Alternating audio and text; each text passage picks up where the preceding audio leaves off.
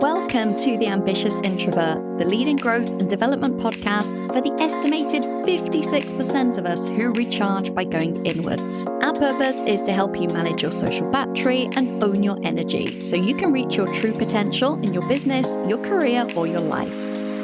I'm your host, Emma-Louise Parks, a former air traffic controller, entrepreneur, and a success coach with over 15 years experience. I've supported hundreds of introverts like you who dream big and are ready to take action towards making those dreams a reality without compromising their energy in the process. Each week, my guests and I will be sharing tips, tricks, and hacks on how to build your resilience, master your mindset, and cultivate self-leadership. Skills that will help you reach your goals without trying to be someone that you're not. We'll also be sharing valuable lessons and insights from our own personal experiences, all focused on one thing: helping you own your energy to reach your potential. Whether you are a leader yourself, an aspiring leader in the future, or whether you are led as part of a team, today's episode is going to be incredibly valuable to you as an introvert. Welcome back to the Ambitious Introvert Podcast. I'm Emma-Louise, and I'm thrilled to be interviewing the wonderful Terrance Lee for the podcast today. Now, Terrance and I have been in each other's circles for many years, I think 3 or 4 years now. We have overlapped on numerous podcasts, in summits, all of these different things, and we have tried various times to record, but as is life and as our schedules, it hasn't worked out. And then earlier this year, I thought I really should reach out to Terrance to try and get him scheduled in for the show. And at the same time, I happened to see a post of his on Instagram, which had his location as Prosper in Texas. And I just happened to be going to Prosper, which is not a big town, for a month. So I reached out to him and I said, hey, I was going to invite you on the podcast, but actually I'm going to be nearby. Do you want to meet up? So it worked out perfectly because not only did I get to go and have coffee with Terrance in person and chat all things introversion, but we then got to record this episode soon after. So Terrance's brand is the Introverted leader, and he is someone that always avoided taking on leadership roles because of an experience that occurred when he was a teenager, which he shares with us on this episode. And then in a twist of fate, he found himself during his corporate career in a situation where he needed to step up as a leader, and discovering that he did this really well set him on a path to rediscovering his own strengths and really start trying to understand why introverts make such good leaders and how he could help others to follow the same path as him. So since then, he's taken on numerous leadership and management roles in several Fortune 500 companies in the defense industry. And on his platform, he really helps to empower introverts to tap into their own leadership potential. Firstly, through his first book, and now through his second book, which has just been released, both of which he talks about in the episode. Obviously, I will pop the links to those in the show notes as well. It was such a joy to connect with Terrance, find someone else that is as passionate about helping introverts to reach their potential as I am. And I think you'll find a lot of what he shares about leadership and also about his own management of his energy so that he can do his very stressful, very responsible full-time job, be present for his young family, and also create this business on the side and write these books while still carving out time for himself as an introvert is extremely inspirational. So I really hope that you enjoy listening to our chat, and thank you once again for tuning in to the Ambitious Introvert.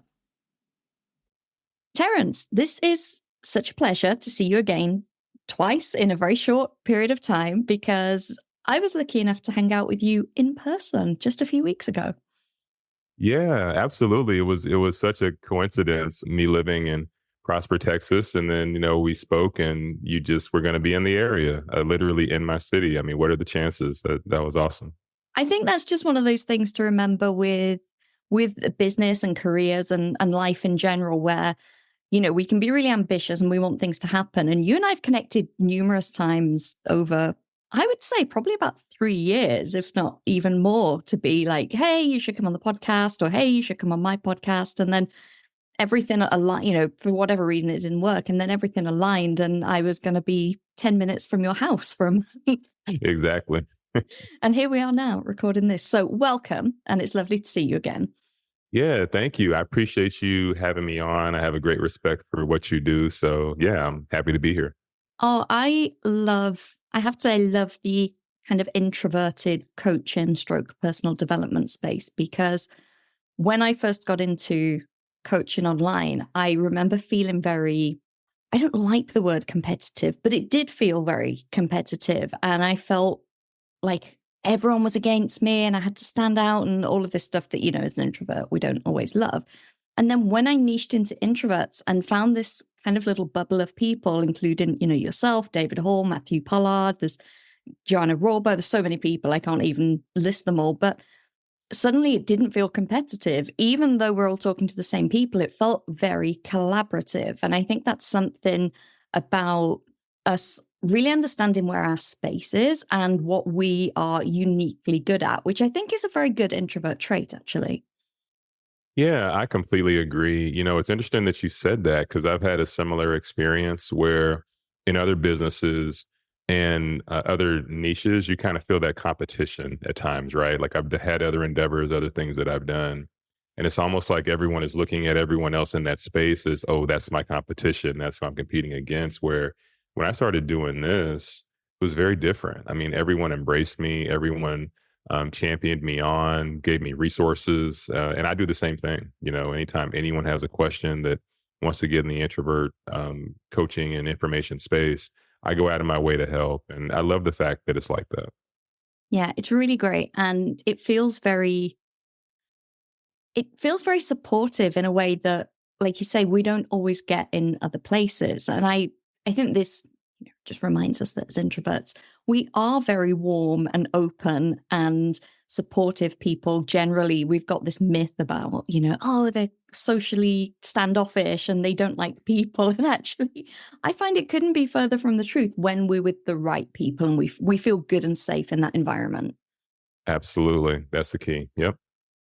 So your brand as the introverted leader, we discussed this when we met for coffee. I love the kind of juxtaposition of this, the way you said you love the juxtaposition of the ambitious introvert, because it's those words that should go together, because as we know, introverts are, perfectly set to be leaders and to be ambitious, but most people think it's kind of odd. So how did you come to recognize that introverts are the best leaders and that this was something that you needed to be talking about publicly? Yeah. Great question. So kind of a long story, long answer, but I'll try to keep it somewhat brief. So I really need to go back, I think, to the beginning for me. So as a kid in the beginning, I was actually a pretty loud kid in class when I was a lot younger. And a lot of that was because we were moving around a lot and I was trying to make new friends and wanting to be noticed and everything. But there was always a part of me that also enjoyed time alone. I always loved writing. I loved singing as well, writing songs, things like that.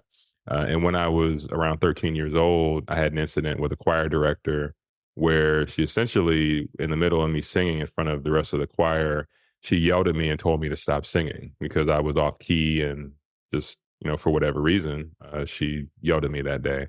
And that really was a turning point after that. I started to turn inward a lot more. I didn't want to raise my hand in class anymore. I really just, a lot of my confidence was shaken after that day. And that carried, from that age of 13 into high school and into college and even into my corporate career when I started out working as an engineer. And eventually I was given an opportunity to lead a very important meeting in front of a lot of other engineers and some pilots. And I was not ready for the meeting. I did not like speaking in front of people. I was like, why did you all pick me to do this? And I did it, and it actually went extremely well. And I began to get a confidence boost, and people began to tell me that they saw leadership potential in me. And after that day, I changed my perspective.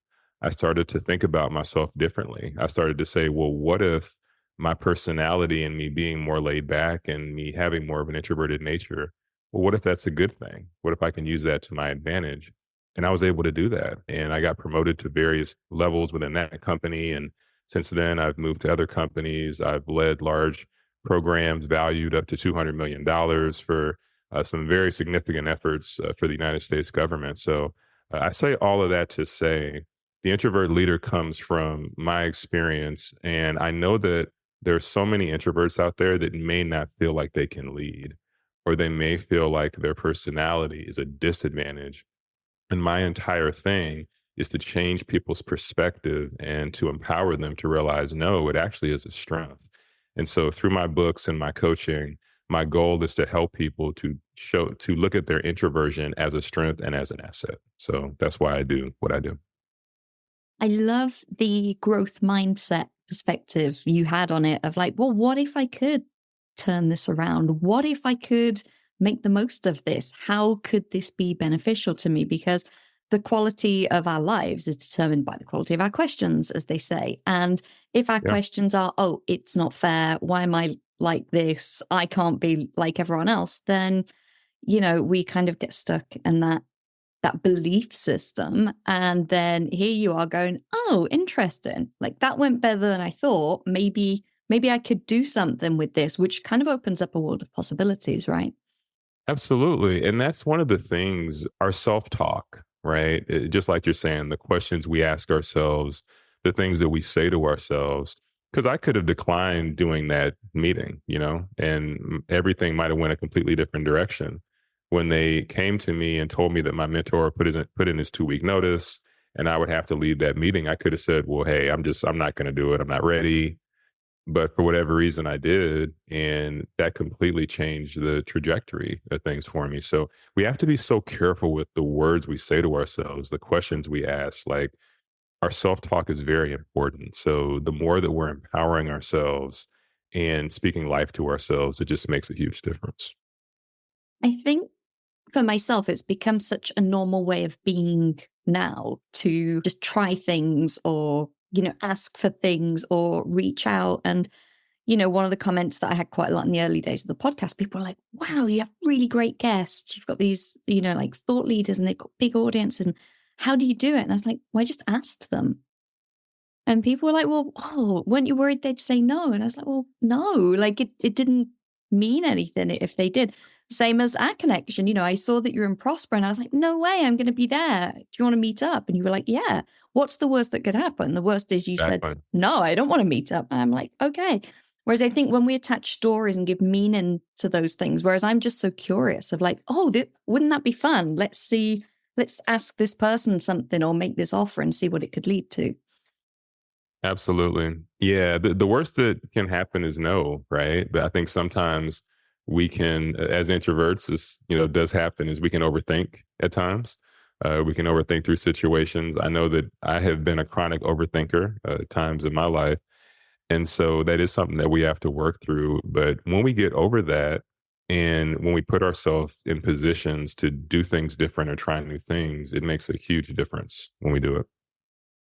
And it's one of those things that we become more practiced at. And this is what I always say to clients that are newer at having this, I'm going to say more of an open mindset and give it a go and try and see, because it feels more uncomfortable at first. But the more often you do it, it feels less uncomfortable. And eventually it becomes kind of neutral. And one day it becomes comfortable because that's your MO now. That's just the way you operate with things.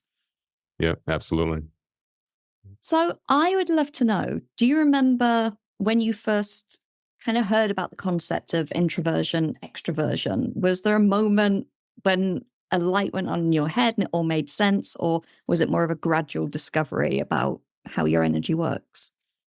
So definitely a gradual discovery. I did not know when I was younger, like kind of high school age, college, I had no idea what the word introvert meant, extrovert, or any of that. All that I knew was when I was around large groups of people for a long period of time, I would begin to feel kind of drained.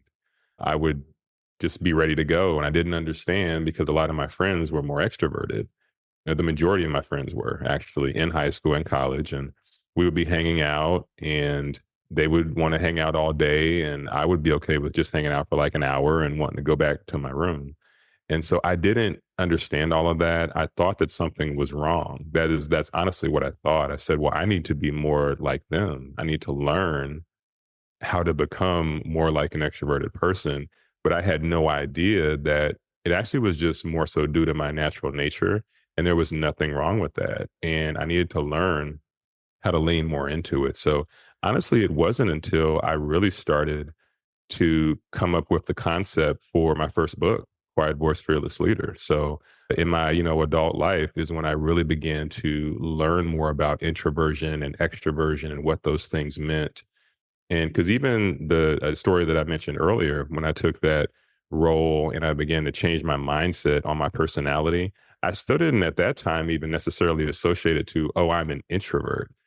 I just associated it with, okay, this is how I am. I'm going to lean more into this. And then later I learned, oh, this is what introvert means. Oh, this is what extrovert means. And it all kind of began to click at that point.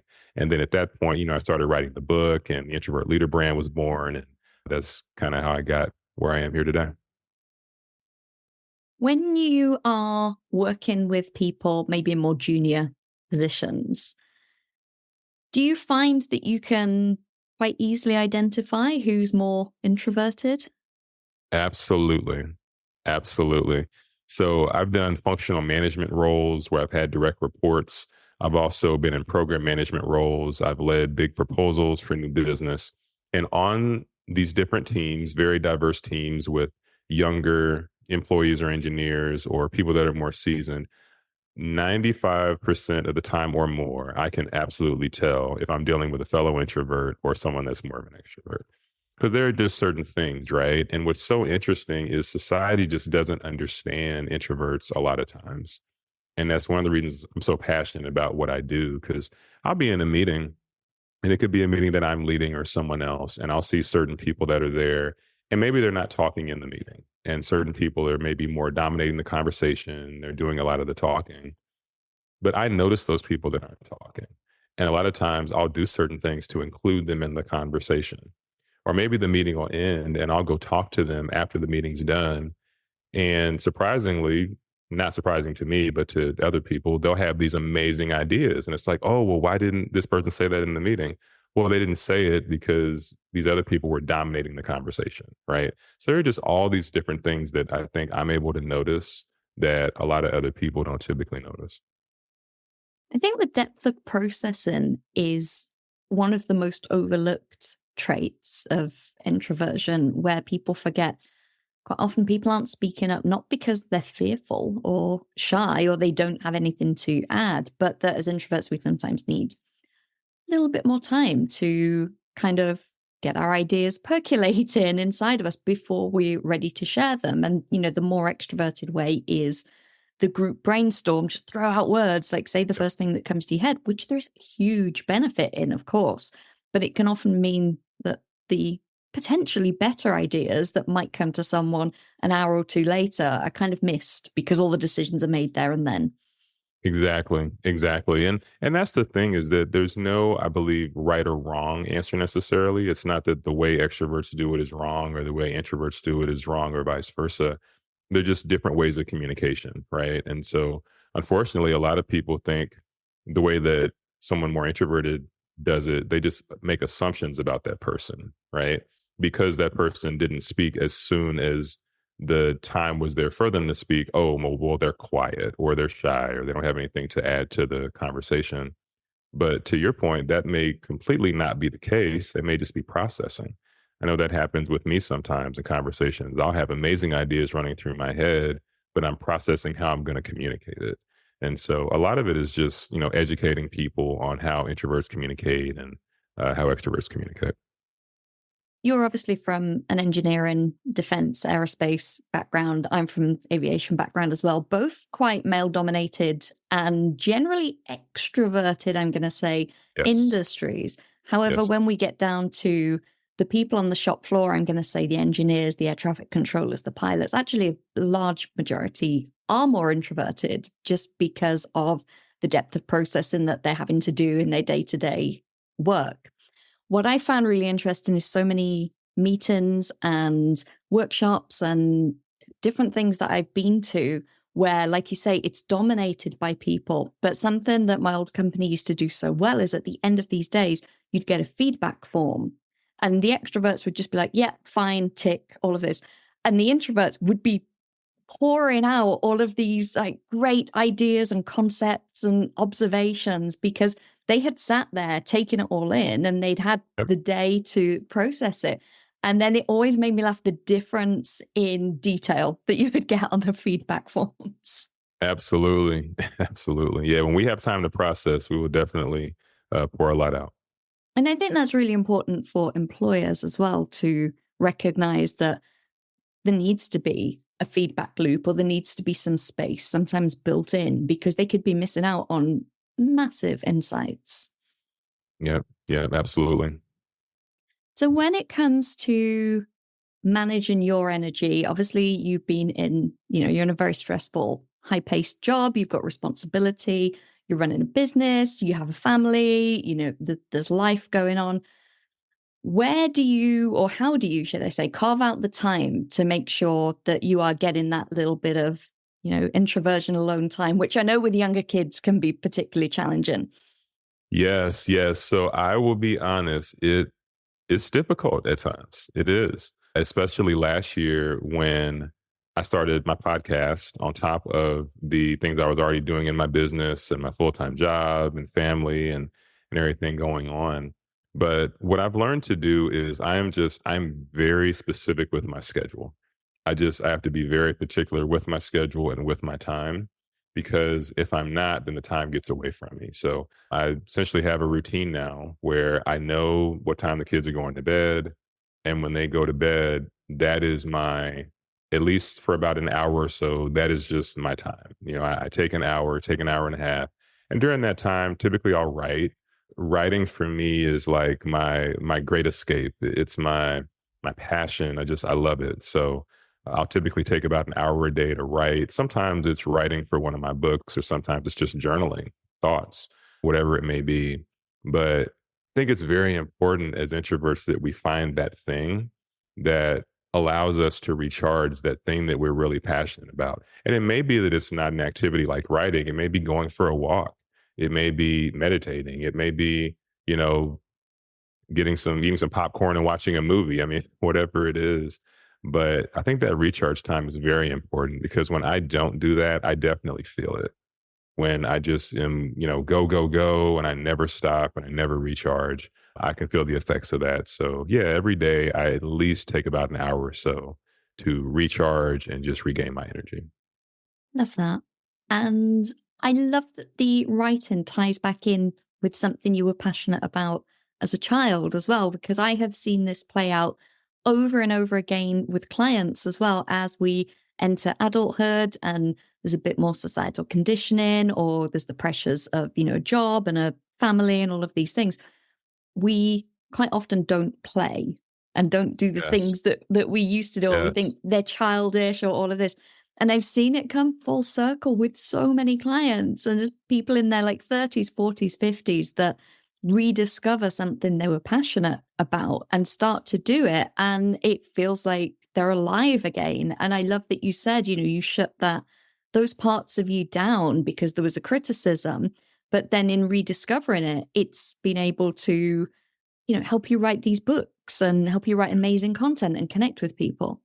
Yeah, isn't that so amazing how that happens? I was literally just thinking about this the other day. As a kid, I used to walk around with a black and white composition book, and it would have all of these stories that I would write. I would just make up stories. I would write, short books, and I would write songs. I loved writing as a kid. It really was something that I enjoyed. And so to return back to that now as an adult, I don't think that's an accident. I think that I always loved it. It was always there. But then, you mentioned kind of societal conditioning, right? And, you get older and now you're in high school. It's like, oh, you need to pick a major in college. And then you get in college, oh, you need to pick a career. And then you get in your career and now you're working and, you get a family, and you just kind of start going through life, and you stop dreaming at some point. And so it feels really good to be doing something now where when I do it, I'm returning back to that child. I'm returning back to that kid and that energy in that passion. So yeah, that definitely feels good. And that's part of when I say to clients, playing to your strengths, especially clients that are entrepreneurs who are looking at marketing, like, what is your strength? And if your strength is writing, then write books, Yeah. write blogs, write emails, write content. Like, my strength is not writing. I really wish it was, but it's speaking. So it's fine. I do a podcast. When we're trying to force ourselves to do something that doesn't align well with us, I've seen so many people do videos or podcasts and they don't enjoy speaking and they feel awkward and they feel conscious and it takes a lot of energy and effort, and their writing is amazing. Or vice versa, people are writing and it doesn't really flow, and then you put a microphone in front of them and they come alive. So I think as introverts as well, whether you're in corporate or entrepreneurs, it's just worth remembering you have those innate strengths and they were probably hinted at in childhood. And if you can lean into those as a way to connect with other people, that's going to be so much easier on your energy. Yeah, 100%. 100%. When we try to force ourselves to be something that we're not, or we try to do things, I went through a period of time where I was trying to force myself to be more of an extrovert because I thought I had to be that, whether it was with friends or even in the corporate environment. I would force myself to go to certain events I didn't want to go to, or maybe socialize more than I wanted to. And I tried to do a lot of that. And it was just draining after a while. I couldn't keep it up. And so, yeah, I never recommend to anyone to be anything than be yourself. Of course, we need to always grow. I do feel like we need to step out of our comfort zone at times. We need to try new experiences. It's good to meet new people, to make relationships and things like that. But at the core of who we are, I think we need to be who we are and lean into our unique strengths and do that. What's your relationship like with small talk? Oh, gosh. I don't really have one. I really prefer to not do small talk. I will say this. For some people, I can understand probably why they do it. I think some people think that they need to be saying something. They feel like they need to be conversing back and forth. And some people are probably not okay with silence. And they feel like they just need to be talking to somebody at all times, right? So that's probably why a lot of people do it. For me, I just don't view it that way. I think that if there's nothing important in the moment to say, that's perfectly fine. That's perfectly okay. I can still be connecting with somebody. And the other thing is, I just really prefer deeper conversations more than that. Introverts can talk all day long. That's the thing. I mean, it's not that introverts are quiet or have nothing to say. If there's a topic that interests me brought up, I will literally sit there and talk all day about it. But it has to be something deeper. It has to be something with just not something surface level. If it's surface level, if it's small talk, I really can't do it. But I understand why some people do it. I'm just not, don't connect with me that way. For me, it's getting in an Uber. That's one of the trickiest ones because, you're not going to have a deep conversation because you're riding for a few minutes and it's someone you don't know, but you get into their car, there's an expectation. You're going to have some kind of chat. It's usually, the same old kind of surface level stuff. And I'm okay for, a minute or two. And then I'm very much like you. I'm like, I'm okay now. Like I can just sit here, but it can be difficult because people can take offense at that, especially if they're extroverted and they used to chat into people all day. They might think like, why is she being so standoffish? Yes. And that's what I've seen. I have seen where there are people, that perfect example. The Uber is a perfect example, right? They're used to saying something, oh, I noticed the weather is this way, or this is happening today, and this and that. And they're used to somebody talking back with them, and there's this exchange back and forth the whole time. And I think with me, what happens in those scenarios is they'll say something like that, and they probably can tell I'm not that interested. And then usually they'll like stop talking. And it's not that I'm being rude. I'm really not being rude. I'm just not interested in that. Now, if they were to bring up something that I was interested in, I might sit there and talk to them. And I've had that happen too. I have had situations where there's a stranger and maybe I'm in the airport or I'm somewhere and they bring up something that I actually have an interest in, and I'll have a conversation in that case. But if it's just something surface level and I can tell the person doesn't really care that much, they're just kind of throwing something out there, then Yeah, I can't really do that. I interviewed someone for the podcast a long time ago, and he said that as a male introvert, his worst fear was the barber, like going into the barber shop. He's like, because I know that I'm a captive audience for 20 minutes or however long it takes for the guy to do my hair. And I'm sat there and I just know it's going to be like the same conversation and I can't escape, but I don't want to be rude because the guy's got scissors like really, really close to me. That's actually, I hadn't even thought about that one. I can understand that Mm, because you're there with the person. You can't leave. You're in their chair, right? They're talking to you. And then typically in a barbershop, there are other people around too. yeah. So there are other people waiting and stuff. And oftentimes for us as introverts, we connect a lot better. I'll speak for myself in one-on-one conversation. So if it's me and a barber, if it's just me and that person, I can connect, I feel a different way. But if now there's like an audience and there's other people there and I know that they're hearing everything we're talking about, it's just too much. It's too much going on. I used to go to a hairdresser and it was really beautifully decorated and they were very talented hairdressers. It was quite a big salon, but they had a big kind of oval table in the middle and everyone sat around it facing inwards and there was a mirror in front of each person. So it was like a big dining table because they were trying to be, I guess, a little bit different than just having them against the wall.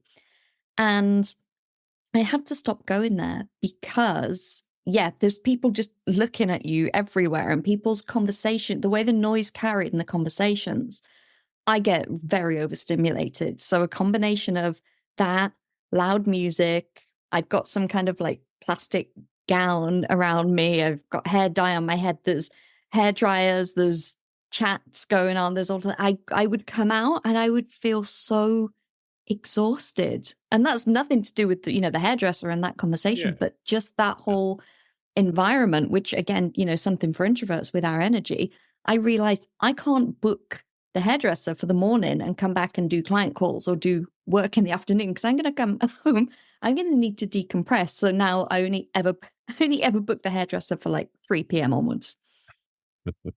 That makes perfect sense. Yeah, that's how I feel a lot of times after my work day, if I'm honest. I'm in meetings all day long, having conversations, talking to people. And similar to what you mentioned with the hairdresser, it's nothing personal against them. It's just so much stimulation, so much going on. And when it's done, you just need to decompress a little bit. So how do you find the balance between obviously coming home and you've worked and you're tired, but you have your business and you want to write and you want to record the podcast? The days that you get home and you go, do you know what? I just don't feel like doing it. Do you push through and do it anyway? Or do you go, I'm going to let myself off the hook? That is a really good question. And I'm going to answer it honestly. Most days I push through because I'm very passionate about what I do. In particular, I'm passionate about the people I'm helping. So I push through. But there are some days where I choose to say, you know what? I need a break today. Mentally, I'm exhausted. It's been a long day.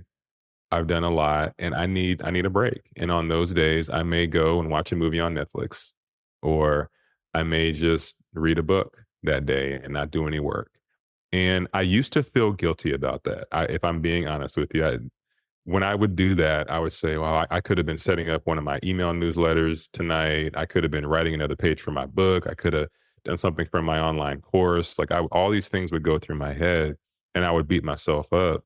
And now I've gotten to a place where I realize that if I don't relax at times and if I don't ever take a mental break, then that's not good for me overall. So I need to find a balance between work and relaxation.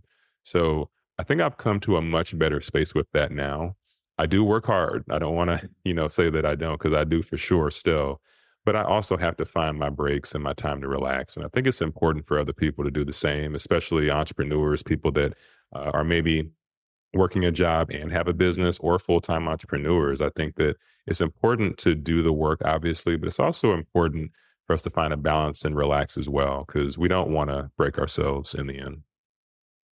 Exactly. And that balance can be tricky to find. And I've definitely had seasons where I've been too far in either. And I know a lot of my audience as ambitious introverts, a lot of them have side hustles whilst they're working a full-time job. If you let yourself off the hook every time you go, I don't feel like it today, I don't feel like it today, you'll never make any progress. There are times that you do have to go, oh, I'm just going to push through, because that can be a really kind of nice excuse as well if our mindset's not quite there, to be like, oh, well, I'm tired, I just won't bother. But equally, we don't want to become a machine, like you say, and not notice the cues in our body and go, well, I have to do it, I have to do it, I have to do it. There are days that mentally it's just not the space. There are days, now I'm full-time in this business, there are days I open the laptop and I realize after 20 minutes I've done nothing productive. And I'm like, today's not the day for me to do anything other than admin. I'm not going to be creative, and I've got to be okay with that. Yeah, absolutely. Absolutely. And, it's just like one of my coworkers, he actually asked me here a few weeks ago, because he heard I was coming out with another book. And he's like, Terrance, he's like, how do you find the time? I mean, with this job and as stressful as it is and kids, he's like, how do you find it? And what I told him is, I said, well, every night I try to write 2 to 3 pages a night. And that's all I do. Right. And it's funny because, so going back to the comment about someone that just says, well, I'll put it off today, I don't feel like it. I don't feel like it. Right. These little decisions that we make, they don't seem like a big deal in that moment. But when you say that same thing and you do it over the course of 2 months, 3 months, 6 months, a year, now you look up and that great idea that you had, or that book you had in you or whatever, you haven't written any pages or you haven't done anything, right?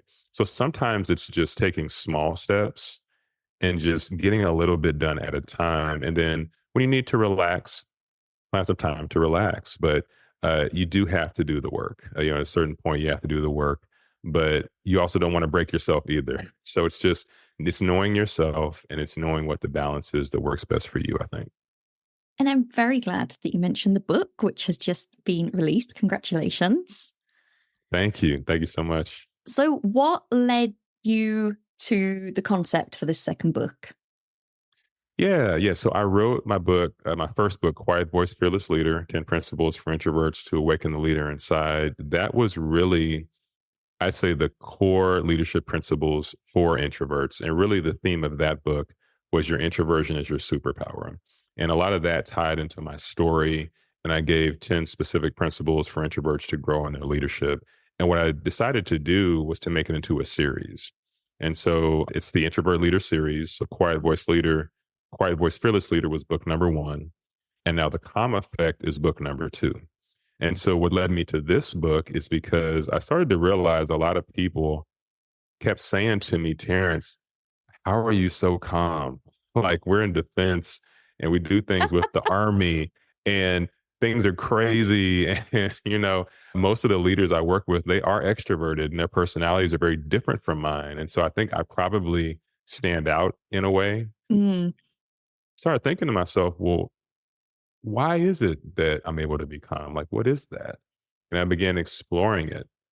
And I put it into a concept. And, that concept is the Calm Effect. And so there's 5 specific principles for introverts to use intentional calmness to grow in their leadership and just build teams and businesses as well. So those 5 tips are: poise is the first principle. Next is patience. Next is observation, then connection and relaxation. And so 5 specific principles. And what I found while I was writing it is that a lot of these things I think are very inherent to us as introverts. They're things that we naturally are able to do very well. We already talked about patience. We talked about the way that we process information. There's actually a lot of strength in that. And so in the book, we go into how to use that and leverage it to be a better communicator and get your deep thoughts that you have, get those out into the world and express those. Observation is another one. With that principle, the way that we're able to be in a room and see and observe things that other people are completely missing. We get into the different principles tied to that. So that's really what it was about. It was just, Quiet Voice, Fearless Leader was establishing the base that, hey, introverts can lead. Introversion is a strength. And now with the Calm Effect, it's taking it to another level where it's saying you can use intentional calmness to be an asset and be a leader in a room. So that's really where it came from. As you were saying that, it reminded me of a book I read, and it was either Quiet by Susan Cain or The Highly Sensitive Person by Dr. Elaine Aron. I can't remember which one. I'll link them both in the show notes.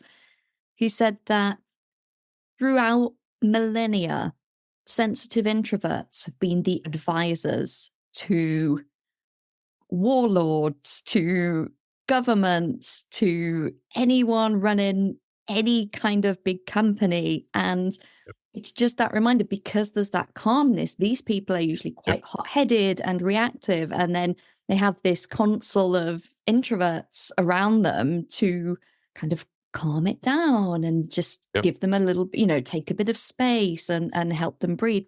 And it always makes me laugh when I watch any kind of US political series, like The West Wing or, anything that's got the White House, it's scandal. You always got this president and he comes into the briefing room, he's really hot-headed and he's like, rah, rah, rah, rah. And then you've got the general sat there going, sir, we just need to calm down. Yes. We just need to take a sec. And when you said it's defense, I want people in defense to be calm. I want my air traffic controllers to be calm. Right. Absolutely. You want someone with a level head. Now, I will say this on the flip side of it. The final book in the Introvert Leader series is going to be called The Fire Effect. And I'm in the process of writing that right now. And the reason I wrote that book is because there is a duality and there is a balance. So calmness is very important. And the calm effect gets all into how to harness that into leadership. But on the flip side, we can't always be calm and always be passive in certain situations. There are times where we need to speak up and we need to have some uncomfortable conversations as well. So I didn't want my fellow introverts to think that I'm saying being calm means to not speak up or to not have hard conversations or to not push back. So with the third book, The Fire Effect, we're getting more into building an assertiveness and building in that confidence to speak up in tough situations. And it's not to say that, because some people have this perception that introverts aren't assertive or introverts don't speak up. That's not at all what I'm suggesting. But I just wanted to make sure that there was that duality there. So, the calm effect gets into the calmness, but then the fire effect, we get into the assertiveness and the importance of that as well. So really want to tie all those concepts in. And I think that's so important because so many of these things get labeled, like we talked about, introverts get labeled as shy or socially awkward or underconfident or any of these things, which are nothing to do with introversion. It's very easy if someone's calm to say, oh, well, you've got no passion or you don't care about this, when actually they very much do, but they're putting it across in more of a placid manner, I'm going to say. Absolutely. Yep. Yes. It's very important that, labels, we don't put labels on people and very important.